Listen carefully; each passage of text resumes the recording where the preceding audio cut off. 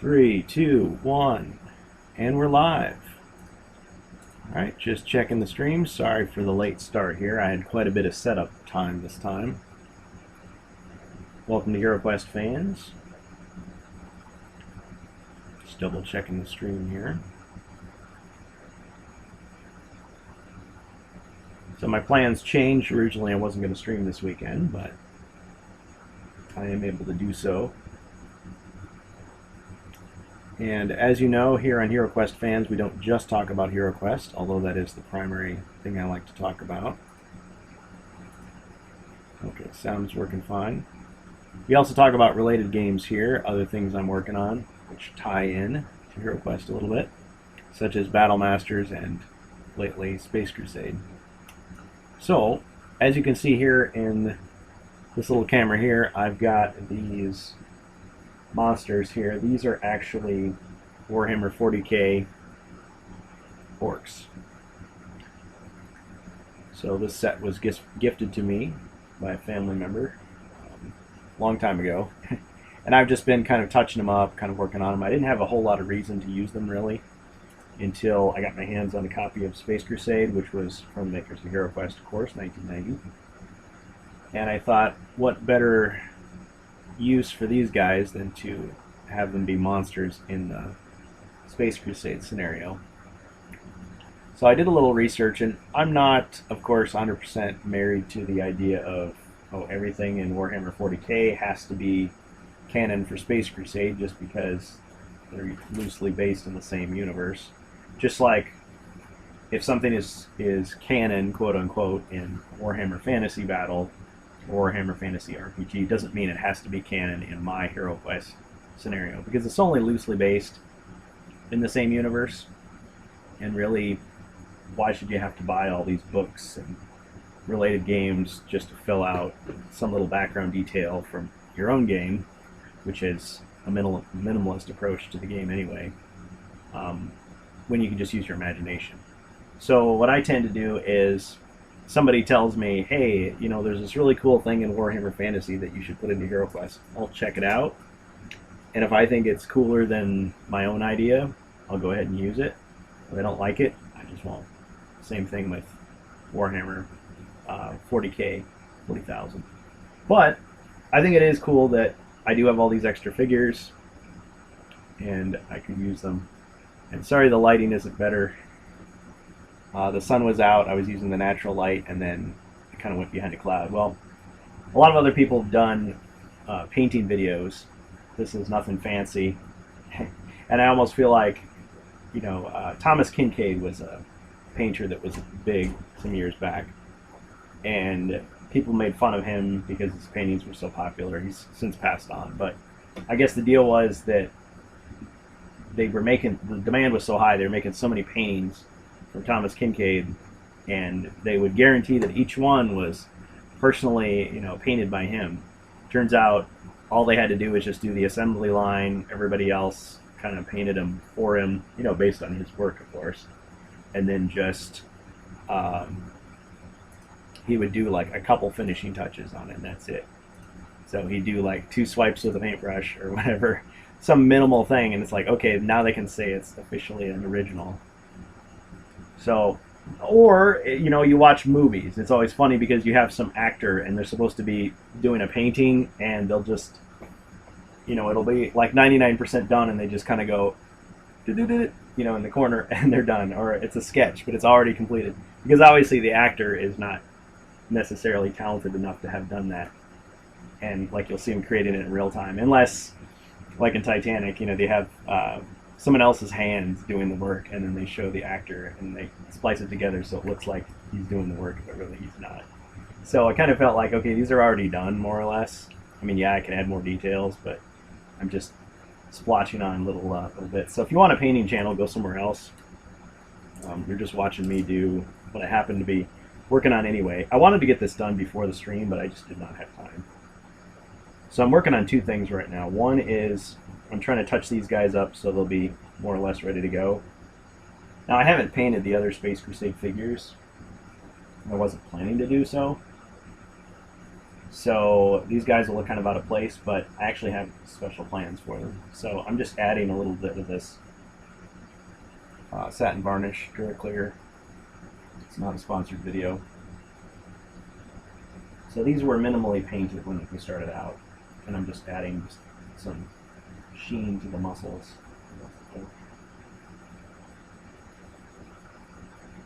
They probably need more definition, so I'm not using washes on these. I'm not a pro painter by any means. These are just layers, really. Just layering on the paint.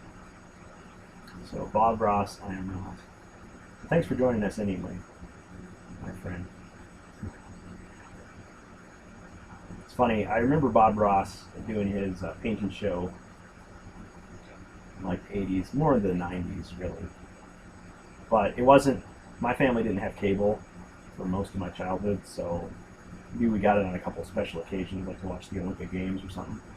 Kind of a disappointment this year, but usually be like we went on vacation or went to my grandma's house, and so we see all these cable shows, and it's like, oh, Bob Ross, who the heck is this guy? He's got some interesting hair, and he's painting away. But supposedly, a lot of his popularity of the show is it wasn't necessarily people trying to learn how to paint. It was just people liked the way his voice sounded. He had a soothing voice, you know, just very gentle. You know, if like they couldn't sleep, they would put Bob Ross on. It would like kind of lull them to relax and sleep. So I posted the last of my archived HeroQuest Vibes videos, and I don't know, they were kind of tongue-in-cheek to start with.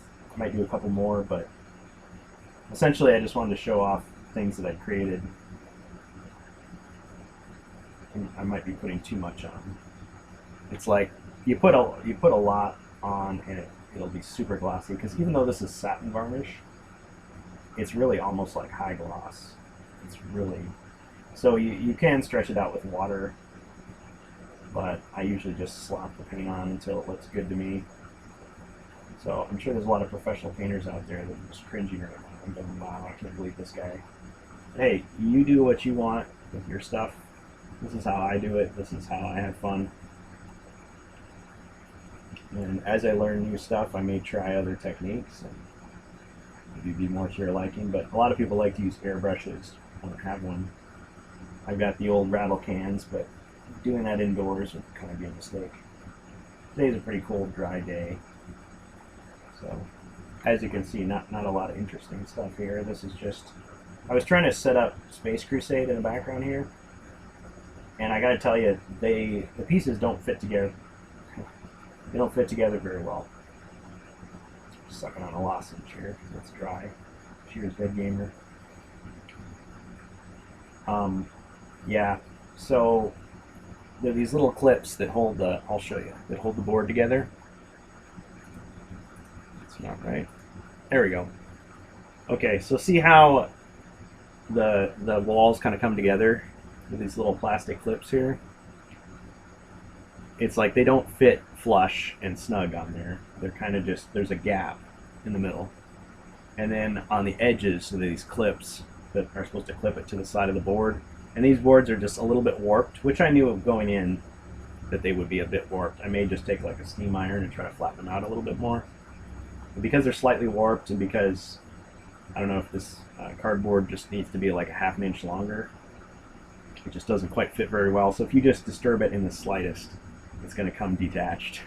And a couple people in the forums warned me that, yeah, the walls fall down on these things. So anyway, but you can see my little workspace there. I do have some paper towels down so I don't slosh paint on the Space Crusade set. But if you're curious, these are HeroQuest figures right here. They fit perfectly on the board, so if you're going to do a crossover, which actually, spoilers, I am planning to do a crossover between HeroQuest and Space Crusade. I do have some ideas. Now, a lot of stuff is going to need to be sent to the printers. I almost thought about dashing off some proofs to use for today. but really, I mean, it was going to be such a rush, and I didn't want to just do them and have them not turn out very well. So that'll be for a future stream. I want to print some custom cards, some custom tiles, and I'm not going to spend a bundle on them. I'm just going to do them the old-fashioned way, cut them out of paper, glue them, and then go from there.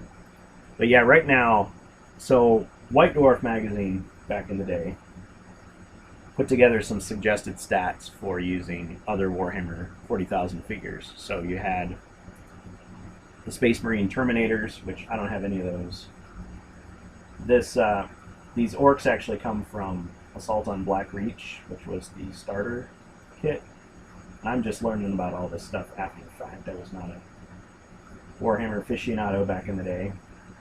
But Assault on Black Reach is supposed to be the starter kit for, I think, what edition? I said it in the other stream, and I've already forgotten. Whatever the current edition was in 2008. But anyway, they give you a bunch of orcs, and there's only one missing. And then there's a bunch of Space Marines. Those are not in the set. So originally, I guess they had a painting party, and it was like, okay, you guys paint these, and I'll paint these. And they kind of abandoned the project, but the Space Marines never got returned, so I can see splitting a set with your friends and doing it that way. Because some people just, want to play, paint everything. That's half the fun for them, or maybe all the fun. For other people, they just want to play. Me, I'd rather just play. So I take a lot of shortcuts. I suppose, yeah, if I had an airbrush, I'd be getting this done faster, but I don't. Just got a little bit of water over here in the brush, and these are not super expensive brushes either. I really appreciate the channels out there on YouTube and on Twitch where the guys that do it will show you, shortcuts and how to do stuff on the cheap. And you can say, well, okay, so you buy cheap brushes and cheap paints and cheap this and cheap that, and then you use the extra money you save to buy more plastic miniatures, I guess. Or more board games, whatever you want. It's whatever you choose to spend your time and money on, I suppose. For me, this is the part that's worth it. It's fun to paint the stuff, but it's more fun to actually use it. That's what I prefer to do. So when it gets to the stage of actually playing on the table, having a good fun game, that's what makes it all worth it. I mean, I guess at a certain point you could just buy pre-painted miniatures if you didn't want to do it yourself, or just buy the, just the solid color ones that are pre-assembled and just go with that. So I'm just restarting things here.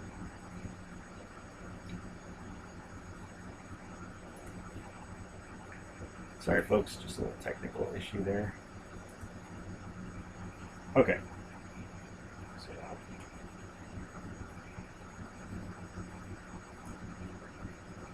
So, and I only really started doing this stuff again about maybe 5 years ago.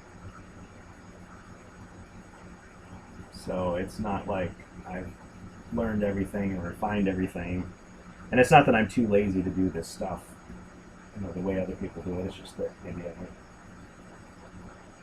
don't quite have the same level of experience or whatever. I just do it at my own pace, and that's okay.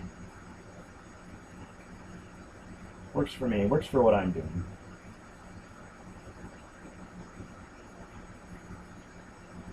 Which is playing the games primarily, and then preparation is just preparation. But for some people, that's the whole thing. I mean, painting the miniatures and putting them on display and so forth, that's the whole thing for some people. For some people, it's playing the game completely. But I mean, I've never played Warhammer 40,000, and I really don't have any desire to. I suppose if somebody had it all ready to go and wanted to teach me, it's like, okay, I wouldn't turn it down. But I'd rather play Hero Quest or Battle Masters or some simple game that I can be fairly confident early on. I don't have to spend weeks, months learning it, or spend a fortune on a big army. Other people have covered all the different caveats with that part of the hobby. So now with this set, I'll just tell you my philosophy here while those guys are drying.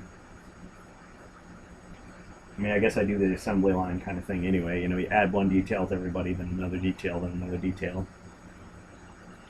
What I'll do is, oh, here I should say hi to the people that are in.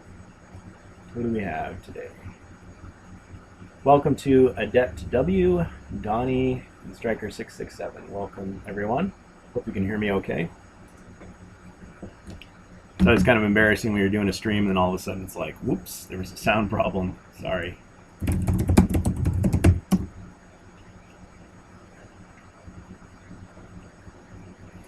Okay, so yeah, welcome to HeroQuest fans. So let me just show you the guys that I've got going so far. I was kind of thinking about putting more color onto them. So that's your basic orc, spelled with a K, space orc. He's got a, I guess that's called a power axe. That's called a bolter or maybe a plasma pistol. Whatever, you just use your imagination. And not a lot going for him. I guess they suggest making like the pants a different color, making them brown or something like that. But it's all just different shades of black, and you can barely tell the lighting. Thanks, Striker. Yeah, so, but I mean, this will be fine for the board, really. I'm just going to incorporate these guys into Space Crusade. And my thought is that these will be the orcs. Like, this will be an orc faction that you can play as. So instead of playing as the Eldar, the Space Marines, according to White Dwarf, because they want you to buy more stuff, but I already had these, so I got these for free. From a family member, though, not from Games Workshop or any hobby store. You would have 10 of these guys.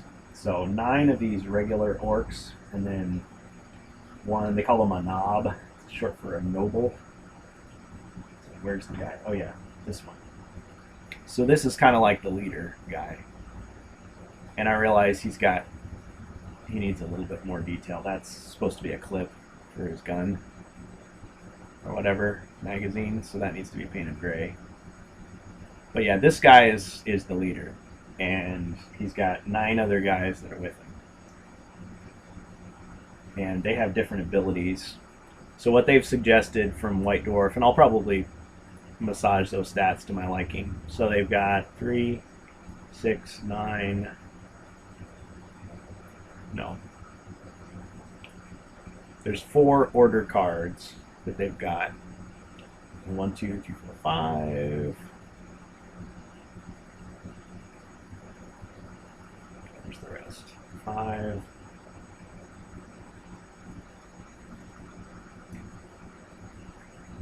I thought there was more than that. Oh, okay. Yeah, there's 8 equipment cards that they've got. And this is how they set it up. So they decided that the orc boys, B-O-I-Z, the regular orc guys, they would have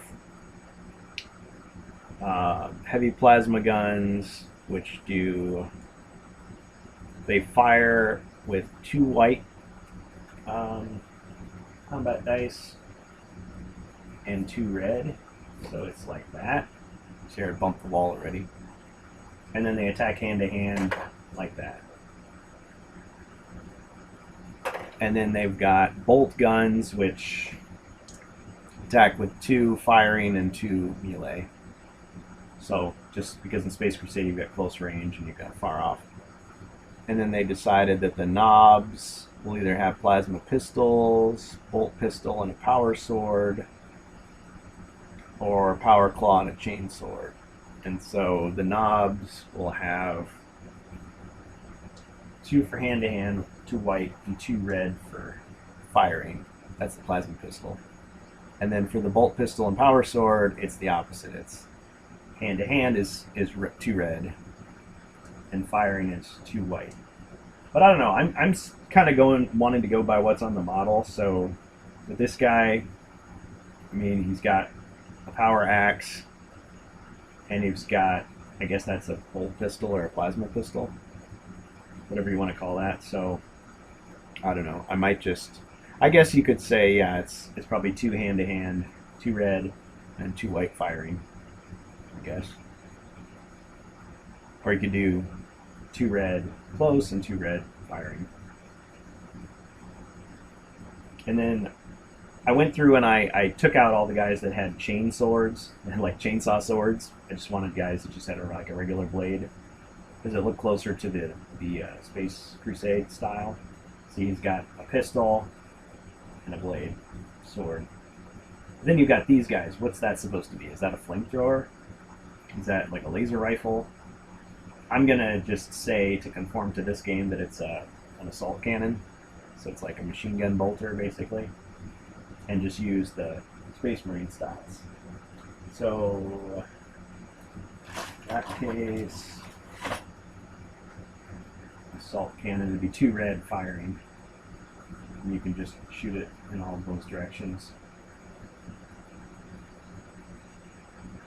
And then I'll probably just treat these little guns like bolters. But now the power axe, I guess. So if you look at, again, this is the Marine stats. The power axe would be 2 red. It's pretty powerful. Because normally these guys have only 2 white up close. But of course, it's just a little blade on the end of their, a little bayonet on the end of their pistol there. So, I mean, is that just an axe or is that a power axe? So I'm thinking that the regular orcs will either be like this, just 2 white and 2 white, or they'll be like this. Of course, I guess what I could do is I could do a compromise. I could say maybe hand to hand is a red and a white, and firing is 2 white. Because the red are the stronger, the heavy dice. So anyway, just working on it like that. And I think the way they'll enter the map, they'll enter the same way that the Marines would, with these docking claws. It's supposed to be that punches through the walls of the ship and then they boarding party. So the 2 ways I'll be using the orcs is either I'll have a squad of 10, so 1 knob and a bunch of boys, 9 boys, or it'll be 1 knob and 4 boys, and then there'll be other groups, so there'll be Marines or whatever.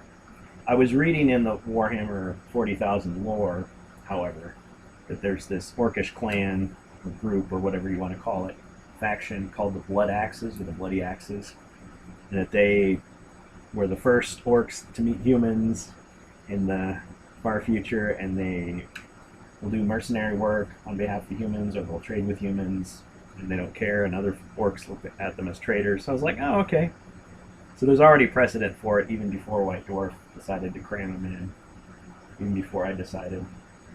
The other thing these guys could be used for is just as enemies. So you're playing a scenario and, oh, it's an orc pirate ship, and you got to fight off all these guys. And maybe they'll have just individual characteristics that make them more interesting than just regular orcs. Or maybe you can parlay with them, or I don't know, who knows. But I tried to pick out all the guys that had chain swords and toss them out, and I got rid of any that had like human skulls on them, because I thought, well, if they're human allies, maybe that would be a bad sign. So I took those guys out.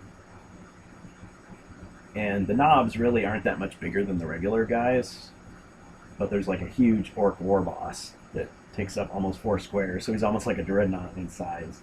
So I thought, nah, we won't be using that guy. But really, you can do whatever you want. It's just I'm just starting out playing this game. I haven't even played it for real, and I'm already thinking of mods. And to be fair, the mods that I'm thinking of, other people have thought of. I mean, White Dwarf pretty much already thought of one of my ideas already. But it kind of makes you feel vindicated. It's like, okay, people don't like my idea, they think it's crazy. Well, guess what? The official magazine thought of it first, so you're saying they're crazy too, right? So we've got this guy with the bolt gun. Mostly they just have just little variances in their helmets. The other thing that's interesting about reading these Warhammer books from the late 80s and early 2000s, early 90s, I mean, say what you will about the company now. I don't really follow all the drama that's going on. A lot of people are upset. A lot of fans are disappointed in how they do things. A lot of limited time exclusives and stuff like that. They're called greedy and whatever. Um, the old books were a little, they were kind of fan friendly. I mean, yeah, they said, yeah, we want you to buy all of our miniatures and buy all of our books, but they also admitted that, hey, you know what? You can build terrain out of, paper towel rolls and books and, logs that you found out in your backyard. They encourage you to take shampoo bottles and turn them into tanks, and deodorant sticks and turn them into, speeder bikes and things. So, I mean, just imagine a company doing that today. Like, there was I probably mentioned this in a previous stream, but there was a quote, I don't know if it's an apocryphal quote, attributed to Gary Gygax, of Dungeons and Dragons fame, he's since passed on, but he said something like, we never want to tell people that they don't have to buy our books. Because really, they don't have to. I mean, you could just use your imagination, or your friend tells you what's in the book and you just kind of do some mental math and kind of mix that around and just do it on your own. You just memorize it. Why do you need to buy the physical thing? And that's how a lot of people played these games, from what I understand, is like one kid would own the game or the book, have his friends over, and then each person just brings one miniature or some pencil and paper, or they all help each other paint the stuff. And so it just kind of shares the wealth, so you don't have to be a money mark to get, the game and build an army and all that stuff. And you don't have to spend, hundreds of hours, maybe man hours still, but not hundreds of hours creating it. In case you're curious how I did the silvery effect on the metal, yeah, the camera does not do it justice. I actually used these liquid chrome. These are expensive. They're like almost $10 per pen. Let's see what it's Molotow. Yeah. And they only have it in silver. There's no like chrome gold or anything like that. And this is not a promotion. But I use this a lot on like a lot of toys and stuff I have.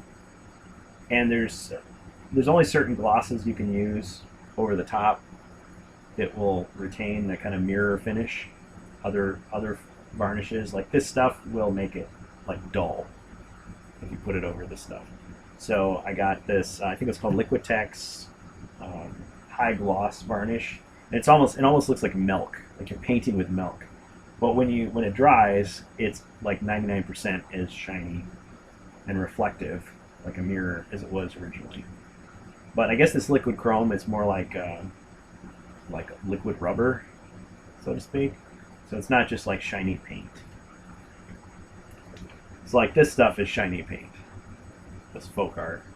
And so what I use these cheap acrylics. These are like as cheap as you possibly get. So I buy this cheap junk so that I can afford the expensive junk. I guess is how I do it. But this stuff, I've used so much of it. And there is a matte version, which is super hard to find for some reason. And there's a gloss version, which I can't imagine how, I mean, this stuff is glossy enough as it is, but I mean, you can strain it out with water and dilute it, whatever. Other painting tools, I just use basic brushes. You get these at Walmart or whatever. So these are probably made in China, yeah, for sure are. Just cheap brushes. And I try to take better care of them, but when I first started out, yeah, they would get all ratty like really quick. I guess you're supposed to like roll them in soap and just, curl them and do all this gentle stuff with them. So I use this stuff, and I've noticed that certain paints will just dry up no matter what. Like, I'll have them in there airtight, and yeah, it turns into jelly. So the paint doesn't last forever. So mostly I just keep it inside these containers until I'm ready to use it. But if I'm mixing stuff, it's a good way to do it. So I was using this for the musculature. I'm just going to try a little experiment here. So I've got this daffodil yellow. And again, if you came here for pro painting, forget it. Try that, what's the guy's name? Gareth Hreidmar. Try his stream instead. He's definitely way more experienced at this sort of thing than I am. But let's just say you wanted to mix in a little bit of paint. So I've tried to kind of teach myself the proper quantities of measuring by drops. If you do just like a little drop or half a drop in there until you get the paint just how you want it. I used to use jar lids and stuff for mixing, and I've tried different palettes, and no, I've never tried the wet palette method. I suppose that's a better method than I use right now. But you mix it up and you don't quite get it all mixed. It's still kind of like Play-Doh that you mix together, and this is how the person ahead of me did it when they were painting. They just kind of slopped it on there. That's probably too light.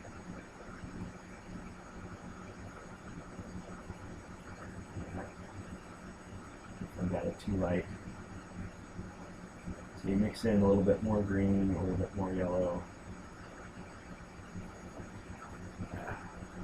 I don't know, it kind of looks like the Incredible Hulk. Now I guess the real way to do it is you do it in solid color and then you do a black wash over the whole thing. And you let it dry and maybe you do another one. But I think they started out doing it this way, so I'm just kind of tempted to kind of just keep doing it that way rather than start over completely.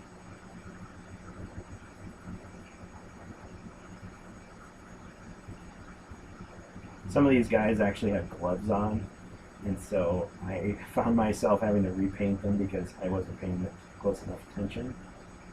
I gave them flesh-colored gloves. I don't know, I kind of like the way it looks. That's really what it's all about. I mean, who says that your orcs have to look exactly like the ones on the box? Or exactly like someone else's? I mean, what is an orc really, right? Who says their skin has to be green? It gives you an excuse to use some green, right? Let's fill in the details there.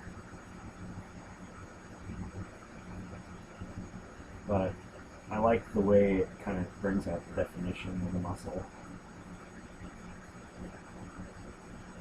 So in a sense, I'm just finishing a project someone else started. But the fact that they got it started gave me a little more confidence to go, okay, well, you know what, I can do that. And maybe if I see something that I could do a little bit better, I'll give it a try.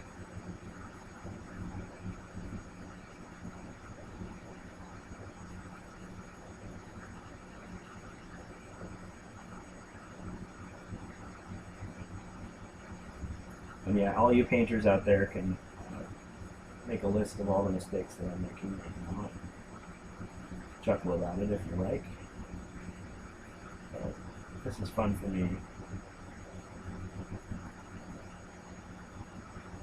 Yeah. And so comparing that to like this.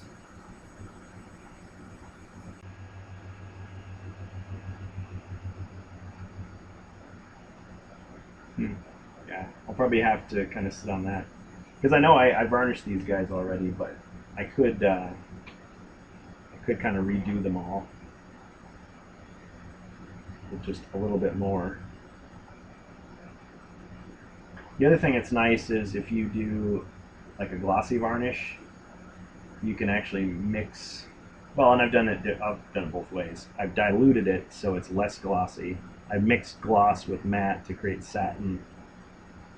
I've put satin over the top of gloss. You know, all kinds of ways. There's different ways you can do it to achieve those different effects, but less is more sometimes.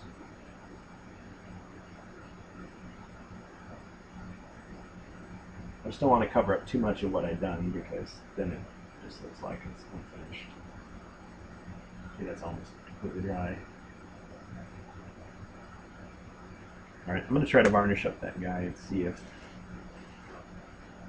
Move that stuff out of the way. See if it looks a little better. Actually, before I do that, I'm going to put some metallic, since that's bugging me now that I realized I left it undone. Put some metallic on this guy's clip. The other thing I was noticing about early Warhammer 40,000 I mean, Rogue Trader was the first one from 1987, so I was looking over that because I thought, well, Space Crusade came out in 1990, and so at least the core rule book was 1987, 88, and it was talking about how like there's non-lethal weapons. Cameras like 1 frame per minute. Per minute. Yeah. Thank you for that, Striker. I had the same issue before, so I'm just going to show you that so that you can see it single frame. I guess I have too much stuff open. So I'm going to close out my PDFs, my text. I'm going to go ahead and close out paint.net because I'm not even using it. That should speed things up. How about now, Striker? How are we doing? Didn't mean to ignore you there.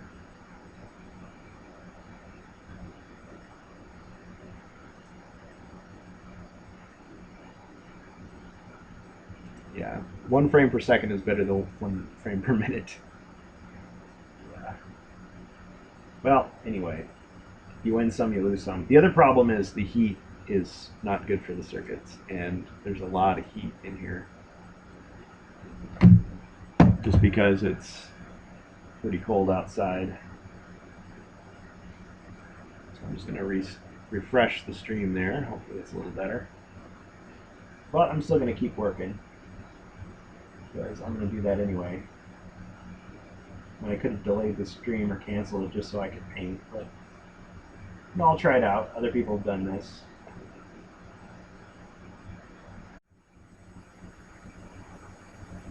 Alright, welcome once again to HeroQuest fans. Sorry about that. I think I know what's causing the problem. So I believe OBS Studio is trying to get me to update the program. The last time I did that, my video cameras didn't work.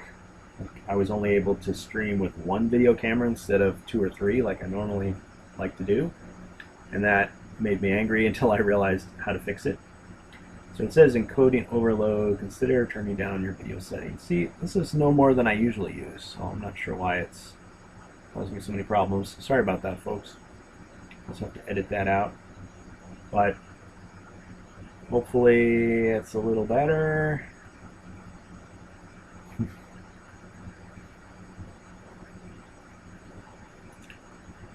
Should be 72, oh, okay, 30. Well, let me take a look and see what I've got here. Maybe it defaulted back to 4K or 1080p or something. Let's see here. Okay, it looks like I'll have to stop the stream again to check. So I will be right back. Thanks for the tip. Be right back. All right. Okay, welcome back to HeroQuest fans. Sorry about that. We were trying to fix the stream. Just had some issues before. So I reset a bunch of things, so hopefully that's a little bit better. We got our close-up camera. We got our far camera. It's just showing you what I was working on most recently here. This is having to do with Space Crusade. I'm just painting up these orcs, these 40K orcs from 2008. Much better. Thank you, Striker. Thank you all for your patience. So I'm adding just some more details to these guys. Now, according to Games Workshop, and they don't have the final say in my games anyway, but what they're saying is the Blood Axes clan, or whatever, of orcs, they sometimes work with humans. They use camouflage patterns. So I could paint camouflage on these guys, I guess, so they fit that canon, but I don't know. I might just keep their armor black. I mean, it looks kind of lacking in detail in these pictures, just because I don't have studio quality lighting. But actually in game, I think they would look okay. So I'm going to use this Molotow chrome pen to just show you a few details that I can highlight, add some highlights to the New York knob mobile here. Just give them some little edge detail.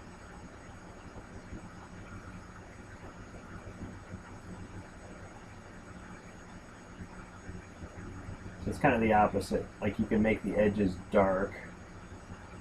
I'm just giving them shiny edges. Just make it stand out just a little bit more. Like it's been kind of dinged up. I did the same thing with the edge of the axe. Of course, I guess I'm actually making this axe dull. Appear dull by doing that because the edge shouldn't be shiny. It should be dull or disappear. Yeah, I think that looks a little bit better than before.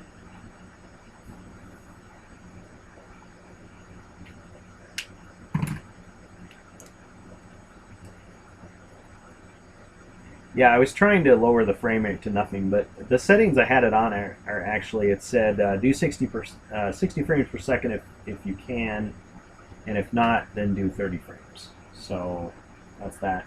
And it won't actually let me lower my resolution below 1280. So yeah, I don't know. Somehow I have it set on like super settings, and I have a lot of security on my Twitch, so it's kind of a pain to have to log out and log back in again. I'm not making excuses, but yeah, it was just a lot more work than I thought it would be. So let that be a lesson to all you would-be streamers out there. Get everything ready before you start, before people start complaining. And I mean, I want to hear feedback. If I'm doing something wrong or something off, or if I could be doing something a little easier, please let me know. I appreciate it. I mean, I'm still trying to get 50 followers, and this Twitch stream has grown a lot since we started. Another thing I could talk about is the HeroQuest news. So it's funny because they've had such a dearth of news lately. Like you'll go onto Twitter, and I don't like social media generally, so I guess this is social media what we're doing right now, but like I don't spend any time on Twitter. I don't hang out on Reddit. I don't even like using Facebook or Instagram. But yeah, you'll go to the official channel for HeroQuest, and it'll be just Zargon making dad jokes. Zargon, quote unquote. I mean, occasionally Avalon Hill will have something. But the latest thing is that we're still waiting until March 1st for them to get more of the Commander of the Guardian Knights, and so we'll see if my order gets fulfilled then from GameStop or not. Some people have had theirs for months and months. That's okay. But other than that, there really hasn't been anything significant. I mean, the retail version is in stock. I've already got mine, so not the retail version, but I don't even need it because the Mythic tier already has all that stuff. I mean, I'm glad people can buy it. I'd like to start seeing it in just regular stores, though.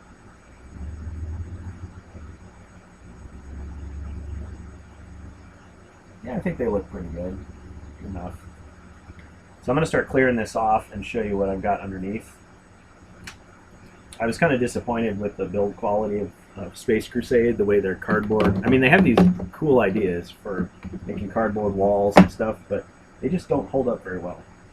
And it's funny because, yeah, this set is like 30 years old, and the plastic pieces are just stuck together like glue, even though they're not glued. They're super hard to get apart without breaking it. But the cardboard is just does not fit well together. So I guess cardboard just doesn't age as gracefully as plastic.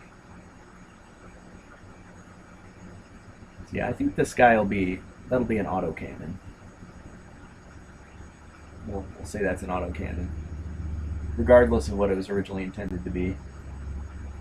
And we'll say that that's a bolt pistol and a sword.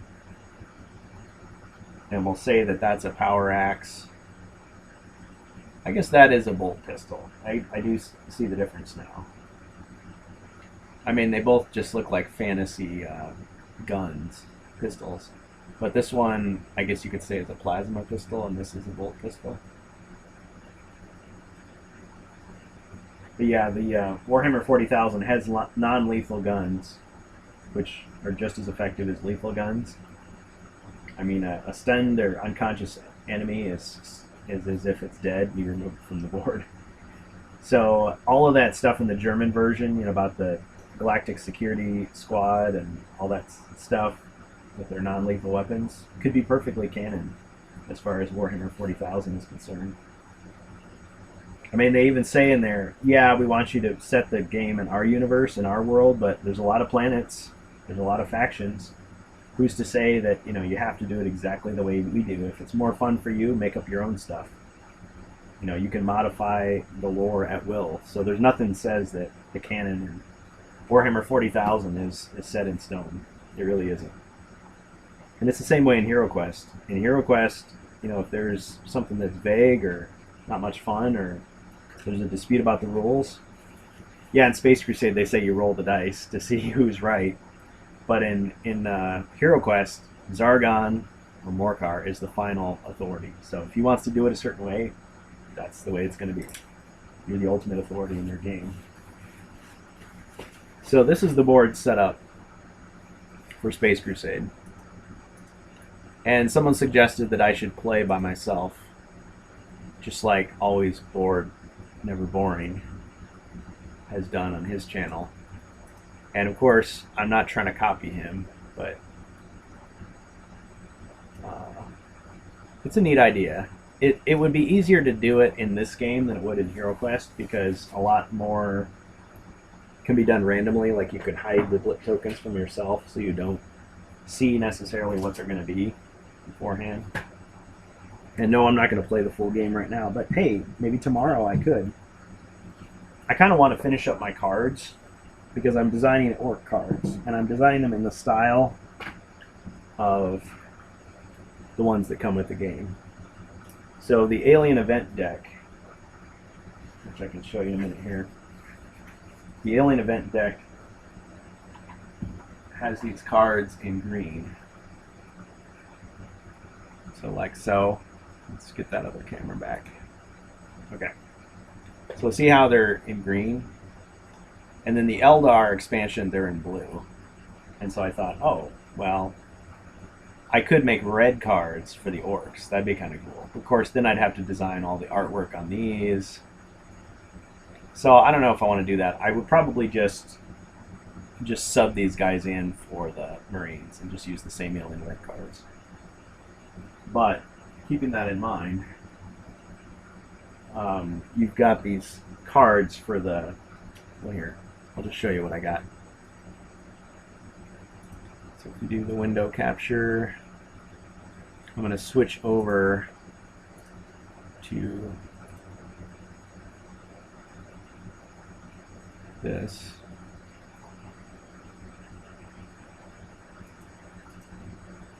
Okay. So you can see from that window, this is BoardGamesMaker.com. Again, not a sponsored video. And I have some projects that I'm working on here.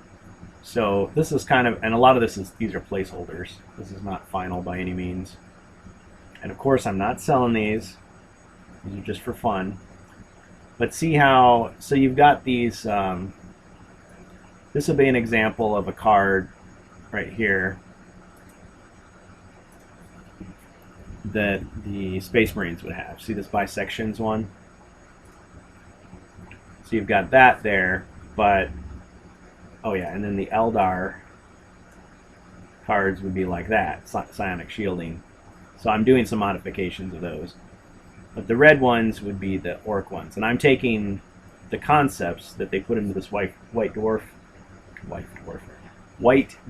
magazine from the 90s of the orc cards. So you've got bionic bits.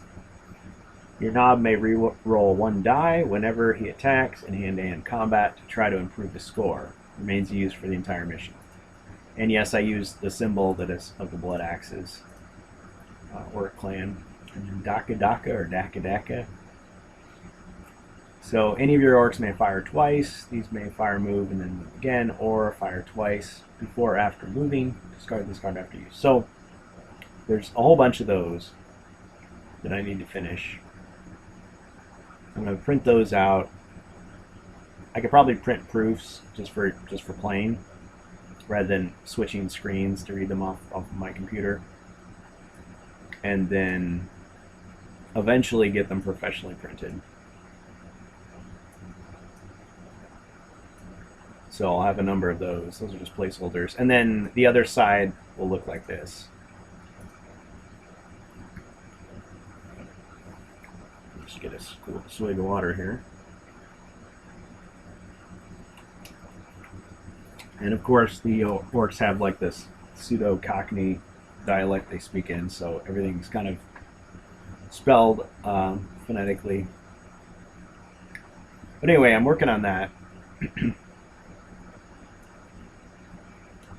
And I have some other saved projects, of course. So yeah, don't take any of this as official. This is just me messing around with stuff, and it may or may not turn out the way that you see it now. It's not going to be sold, just for my personal use. And it's not like, I mean, unfortunately, Space Crusade is so expensive, it's not like I'm going to buy copies from all my friends and family to play.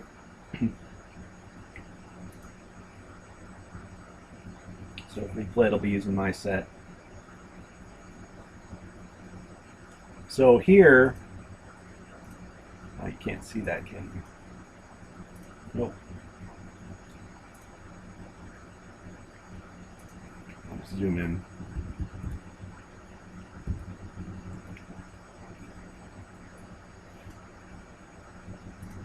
So this system, a lot of websites that do professional card printing will do this kind of format. You look at the front and back.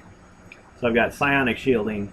I just made some word substitutions and kind of modified the text a little bit.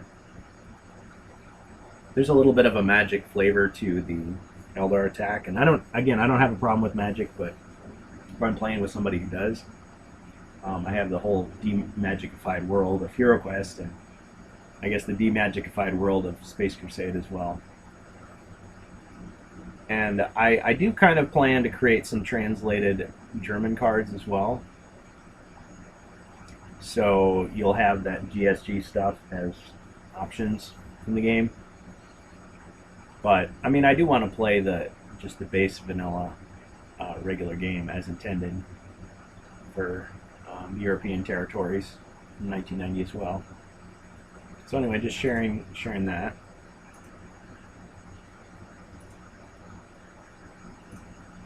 All right, let's go back to the chat, see how we're doing. Okay, so we lost a couple people. Sorry about that, folks, but you can always watch it again when we have it on YouTube, where I post stuff after it's done. It usually appears within an hour or two. Usually it's in such high quality that it takes a long time to process before it actually finally posts. Get our cameras back here.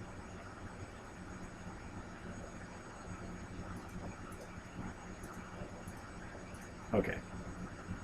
Actually, we'll just put that into the background.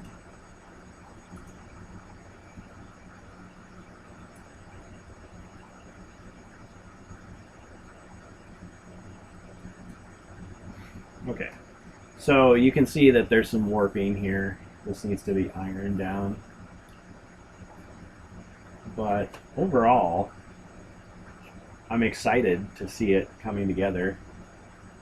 So let's see if these guys can go through. So they fit perfectly. These are Warhammer 40,000 figures from 2008. They can easily fit through the door, just like that. And it's not necessary. I mean, in HeroQuest, you just, said he went through the door like that. Here we go. But let's compare. So these are HeroQuest figures, obviously. HeroQuest. And this is the paint job they were given when I bought them on eBay, so I may redo these guys finally. I'm kind of getting a little more confidence. I got some, I have some simple green for stripping paint. I'm going to try out some other things. I think there's Super Clean and there's LA Awesome, which people have recommended as being not super toxic, but fairly safe for removing paint from plastics. See, these were painted with enamels, which are a little harder to get off than just acrylics. So we'll see how that goes. I mean, good effort by whoever this was that painted this, but still. Actually, for nostalgia purposes, I kind of prefer just the plain solid color plastic. But these are Space Crusade orcs. Okay? These are the orcs that came with it in 1990. These guys. So pretty good detail on them. It's all one solid piece. There's a symbol on the back. Wonder what it's like, a moon with a serpent tongue. It's kind of interesting. Wonder what orc clan that's supposed to be, right? And here's your little mean face on the gun. Yep, it's like a little face. It's hard to see. Sorry. Come on, focus. There we go. See that little face on the gun? It's kind of funny. And they got this expression. But they each have a different melee weapon. Let's see, let's compare those guys to these other orcs. These guys have a blade in their left hand and a gun in their right. It's the opposite for these guys. Of course, one thing they encourage you to do with these Warhammer figures is you saw off the arms and you switch them. You saw off the heads and switch them. Or glue them on different bodies than necessarily the one they were originally made for. But really, the scale is the same. Pretty close. So you could just say these are rival clans of orcs. Or maybe the painted ones are special orcs. Maybe they've got special stats. But they look like they fit right in, really, I think. So I think that was a stroke of luck. But yeah, Space Crusade will definitely run you more than Hero Quest. It's much harder to get if you're not already in Europe.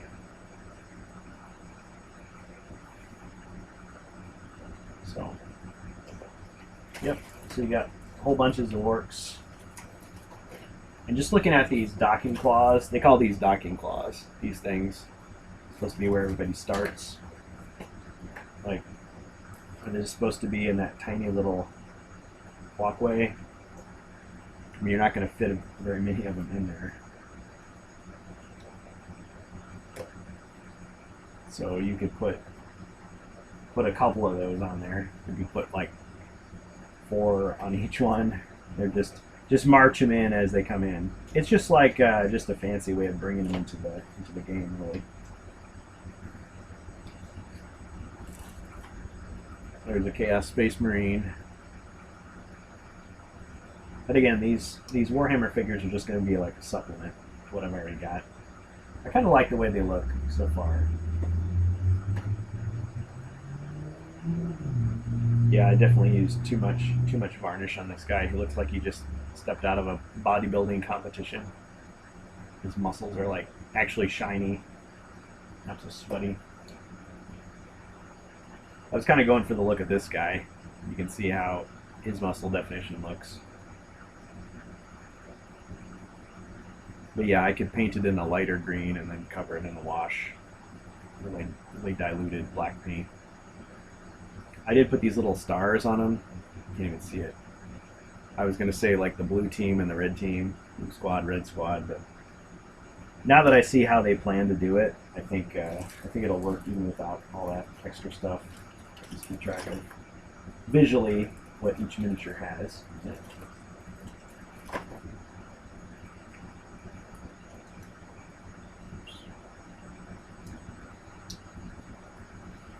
Another Chaos Space Marine. Okay, well,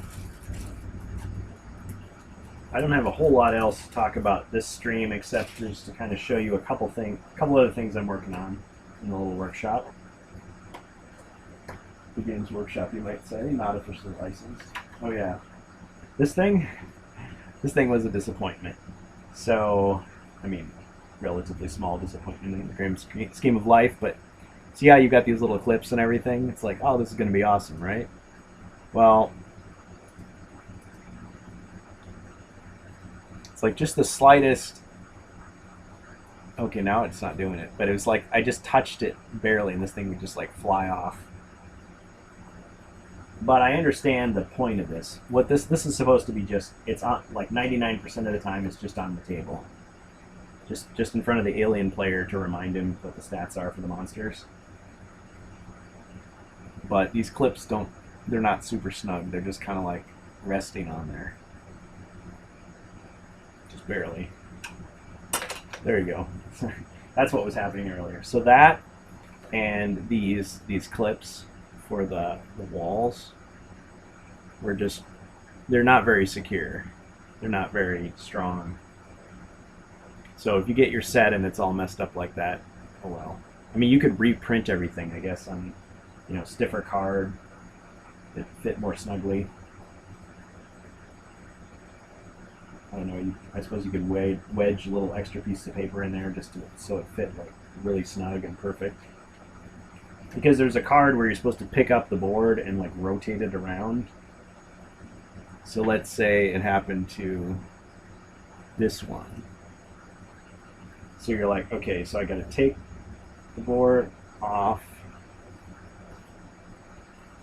and remove these little clips, and then like rotate it.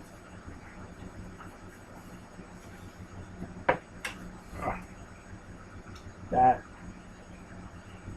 and then put it all back.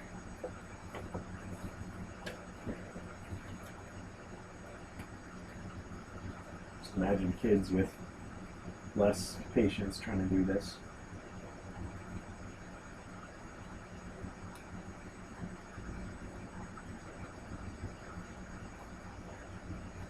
Now it's like all off.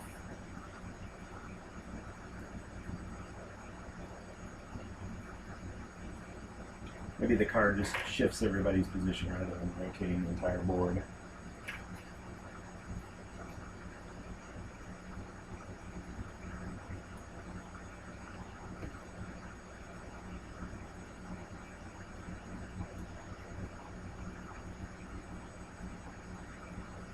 There. So it was more of a pain for the alien player than for the human player. You could just say, okay, everybody switches to this room now all of a sudden.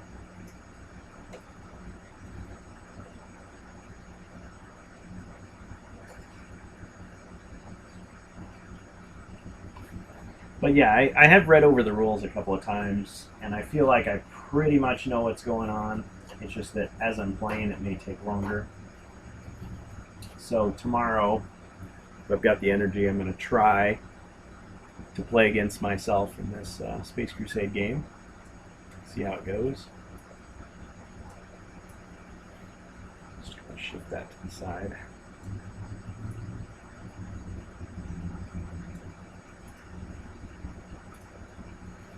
Yeah, so I will be right back to show you what else I'm working on at the moment.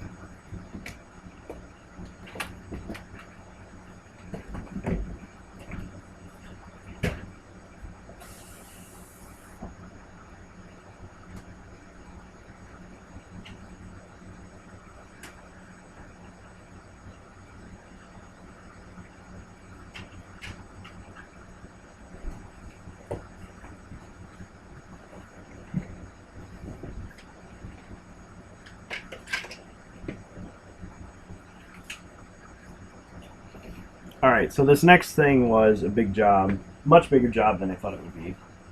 So switching over from Space Crusade and talking about Battle Masters again. So check this out. This will be a new reinforcement. Yes, those are Warhammer Fantasy High Elves. And all I did was I just took the Imperial Archers off of their bases. So replace these guys with these. And these are not glued down. But these guys were, when I bought them, they were glued into their bases. Look how much trouble I had getting those out. It wasn't super glue. I had this glue debonder, which I was really excited to buy, and it took forever to arrive. But when it finally got here, I was putting it on there, trying to scrape off the glue, and I realized, no, it's actually plastic glue, the kind of glue that melts the two sides together. And they had really slopped it on. Whoever made it, like, they really used a lot of glue onto these individual bases. And so I put all that glue debonder on there, and then someone suggested, oh, just put them in the freezer. And so I was, gently rocking it back and forth, trying to get it off the base, and it cracked. I was like, oh, great. But I broke a couple of them, and then someone just said, you know what? Just break the bases. So I just broke a couple of the bases broke on their own, but some I just broke on purpose. So I thought, well, I want the miniatures more than the bases. Now, thankfully, these dwarves already came without the bases. Although I can see that some of them, they were clearly on the bases because there's like residue and junk. Let's see if I have a good example. I guess I don't have a good one right here, but I mean, it's the same way. Let's say you want to use a reinforcement. Because I thought, well, elves feel like they belong in the game. So I just got a pack of elves, got a pack of dwarves, and they're kind of from that same era of Warhammer Fantasy battles. Just like Battle Masters was from 1992. And so they look like they fit right in my opinion. And they're not so broken that that guy's a little loose. But you can easily create a little unique unit and say, ta-da! Got some dwarves.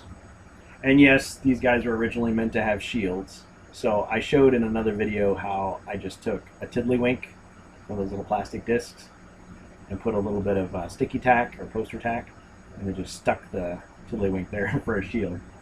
And I still intend to print out some graphics and print them on the sticky paper and use them to create the shield designs. So each of those dwarves will have a little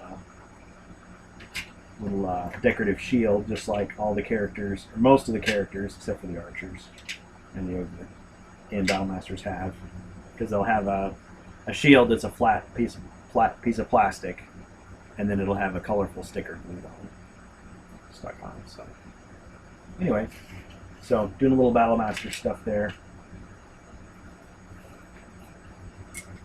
So now I could do some custom flags.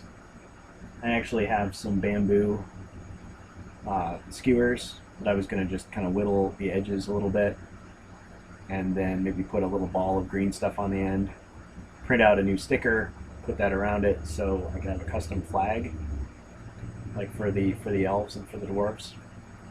So those would be the reinforcements. And the idea would be you go through the cards and you go through the deck once and you get like a reinforcement card.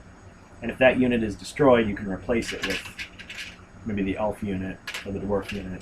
Or for the bad guys, maybe a Fimmer unit. So I have some custom Fimmers that I showed in the previous video, those bright green ones, they're 3D printed.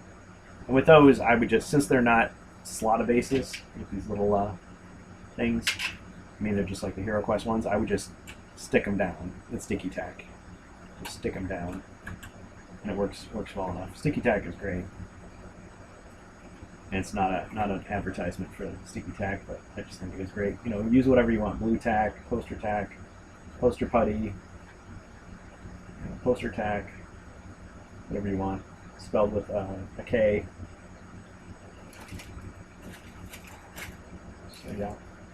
So I think what I'm going to do the rest of the day here, as I get a chance. Oh yeah, welcome to Caxips06. Keep getting new people. Thank you to all the new people who joined. I know I'm not like a super streamer, but I appreciate the support.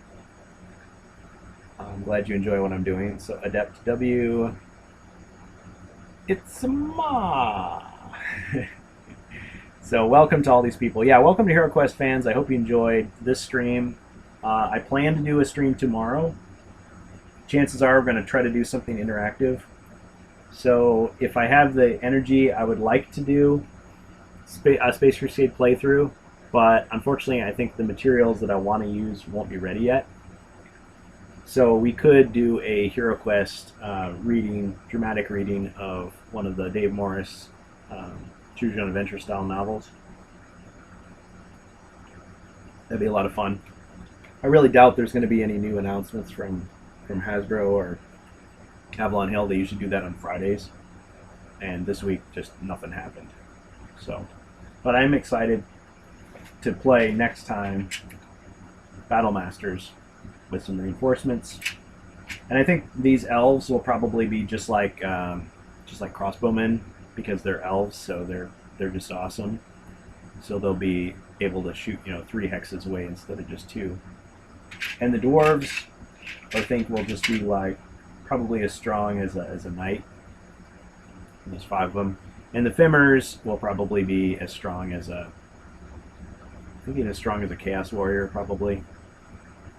Even though in Hero Quest they're weaker, but let's say, something along those lines. I also have some Dark Elves, but I wasn't going to use those. I was just going to use those for Hero Quest. I have a bunch of Dark Elves. They're 3D printed off of Cults 3D and Cults 3D and Thingiverse. It looks like a kit bash that somebody made between a couple of different designs. There's like a guy that has a crossbow and another guy that has a sword and a shield, which to me looked perfect for like the Palace Guard for the Elven Queen in the Elf Quest pack. So just to wrap up the stream, because I know I've been all over the place with different topics, so worked on a little bit of painting stuff that I was going to do anyway. The Hero Quest Lost packs. So even though Hasbro is going to re-release the Barbarian Quest pack, and who knows, probably the Elf Quest pack as well, although I hope they fix all the errors, or at least give us a sheet of suggestions on how to fix them, because otherwise people are going to hate it. The Dwarf and Wizard Quest pack were never released, and we don't know. Hey, Strange Bus, welcome. Yeah, Strange Bus is awesome. He's got a game-related stream that you should definitely check out. Anyway, yeah, with the Lost Quest, there's a lot to say, and at first, so I was part of a secretive private group where they're trying to take the unreleased Hero Quest packs for the Wizard and the Elf, or not the Wizard and the Elf, the Wizard and the Dwarf, excuse me, because the Elf and the Barbarian were released in 1992. The Wizard and the Dwarf were not. So this guy, Luca Pasci, he obtained the original materials, so the notes, the unfinished quest packs, sketches, drawings, diagrams, all this stuff, hundreds and hundreds of pages for these unreleased Hero Quest packs that would have been released in 93 or 94, but they were abandoned. So he bought them online, because somebody, I guess the NDA expired and they just put them online, and he bought them. And he thinks like 90% of the materials that were out there, something like that, the majority. He thinks the rest are in the basement of one of the Hasbro employees. So who knows if those will ever be obtainable. But his plan was to work together with some people from the community and try to finish those quest packs. So actually finish them up and release them for free. Now the only thing is there's obviously going to be a lot of miniatures that nobody has, but they thought, well, we could create some new miniatures kind of in the style of what they would have looked like, and then just let people 3D print those themselves, or use close analogs from like Reaper or Pathfinder, D&D, whatever people want to use.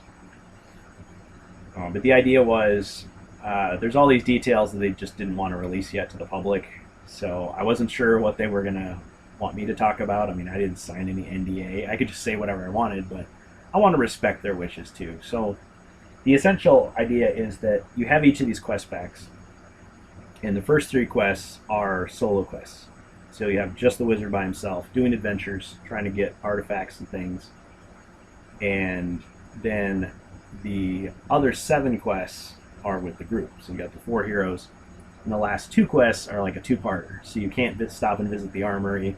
You don't get your health back. You don't get to buy stuff at in between.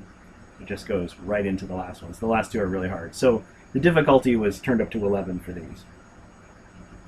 But each of the quest packs would have exclusive potions that only that specific hero could use. So the wizard will finally get those exclusive magical artifacts or potions, I guess in this case, that only, that he was supposed to save up his money for it. The idea was that he was supposed to save his gold because the wizard can't use a lot of stuff. I mean, he can use a dagger, he can use a staff, he can wear the cloak, and that's about it. Otherwise, he's, all the other heroes can buy all this armor and weaponry and all this good stuff. But he was going to get exclusives. Well, one thing that they did reveal is that the wizard would get a pet, basically. This saber-toothed tiger, this saber-toothed cat, which would take up 2 squares and would follow him around. And I think it's in the second or third quest he would get access to that creature. Like, you save this wizard guy, and he gives you this pet. And it would have 3 attacks per turn, which is incredibly powerful. So it's like a paw, and a bite. So you can roll 3 times. So he would get this huge combat boost as long as his creature stayed alive. And a lot of the spells that would be imported into the Wizard Quest pack specifically, the unreleased Wizard Quest pack, come from the European exclusive Wizards of Morcar. And so Wizards of Morcar had a lot of spells, and some of them were similar to the game system spells, the chaos spells. But they were just, it was interesting to see the notes because they would go back and forth. So the editor would say, well, why don't you do this? And one of the guys would say, well, why don't we do this? And they didn't really say which was the definitive choice. So as homebrewers, as modders, we're just going to decide, okay, let's go with this.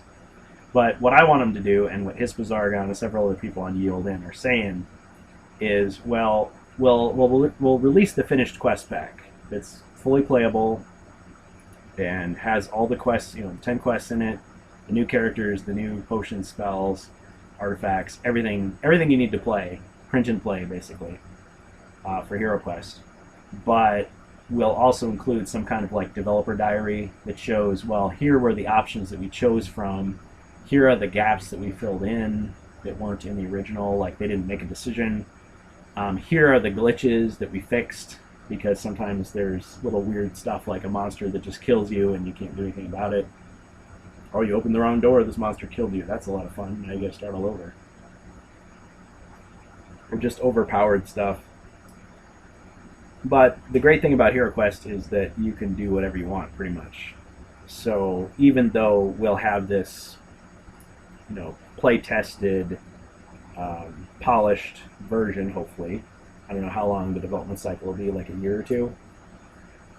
We'll have that, but if you want to go back to what the original developers created, you could play it that way, or you could easily introduce your own stuff.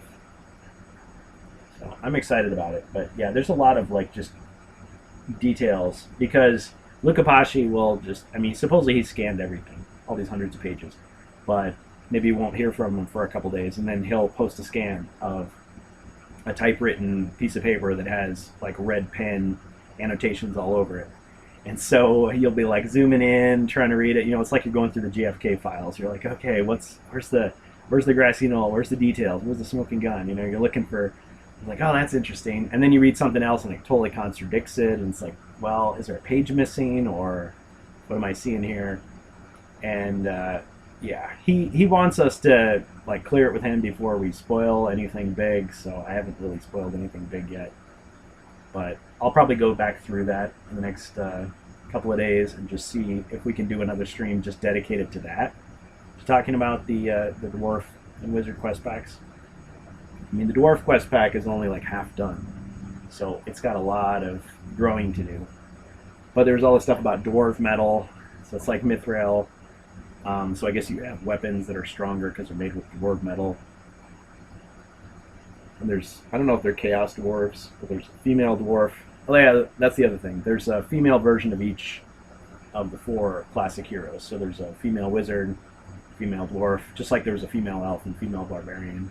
But they have the same exact powers as the male version. It's just an alternate, for fun.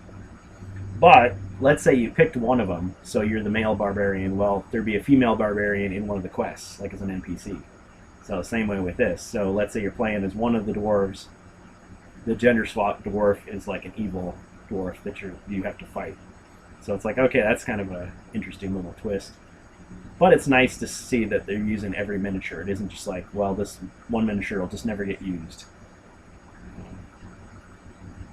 yeah, that's pretty much what I have to say on that. So thanks everybody for tuning in. We will reconvene tomorrow around, let's see, what do we usually do?